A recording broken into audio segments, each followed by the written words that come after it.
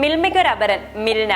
നിങ്ങൾ ഈ ന്യൂസ് എന്തായാലും കേട്ടിട്ടുണ്ടാകും. ഒറ്റ നോട്ടത്തിൽ കണ്ടാൽ മിൽമയല്ലെന്ന് ആരും പറയില്ല, പക്ഷെ നല്ല ഒന്നാന്തരം വ്യാജൻ. മിൽമയുടെ സെയിം ഡിസൈനും പാക്കിങ്ങും ഈവൻ ഫോണ്ട് പോലും സെയിം ആയിരുന്നു. കുറച്ചുനാൾ ഇത് ഉപയോഗിച്ച് ഇവർ കച്ചവടം നടത്തി. ഒടുവിൽ പിടിക്കപ്പെടുകയും 1 കോടി രൂപ പിഴ കോടതി ഇവർക്ക് വിധിക്കുകയും ചെയ്തു. ഈ ഒരു കാര്യം വളരെ കോമൺ ആയിട്ട് നടക്കുന്നതാണ്. നമ്മളുടെ ബിസിനസിന്റെ ബ്രാൻഡ് വാല്യൂയും ഗുഡ് വില്ലും ഉപയോഗിച്ചുകൊണ്ട് പലരും ഇതുപോലെ കച്ചവടം നടത്താറുണ്ട്. സോ ഇതൊരു വാണിംഗ് ആണ്, ബിസിനസ് ചെയ്യുന്ന ഓരോരുത്തർക്കുമുള്ള വാണിംഗ്. നമ്മളൊരു ബിസിനസ് ചെയ്യുമ്പോൾ ബിസിനസ് രജിസ്റ്റർ ചെയ്യാനോ ട്രേഡ് മാർക്ക് രജിസ്റ്റർ ചെയ്യാനോ ചിലരെങ്കിലും മുൻകൈ എടുക്കാറില്ല. നമ്മൾ വിചാരിക്കും ചെറിയ ബിസിനസ് അല്ലേ, തുടങ്ങിയല്ലേ ഉള്ളൂ എന്നൊക്കെ ചിന്തിക്കുന്നവരായിരിക്കും പലരും. ചിലപ്പോൾ നമ്മൾ ഒട്ടും പ്രതീക്ഷിക്കാതെ ആയിരിക്കും നമ്മുടെ ബ്രാൻഡ് കയറി ക്ലിക്ക് ആവുന്നത്.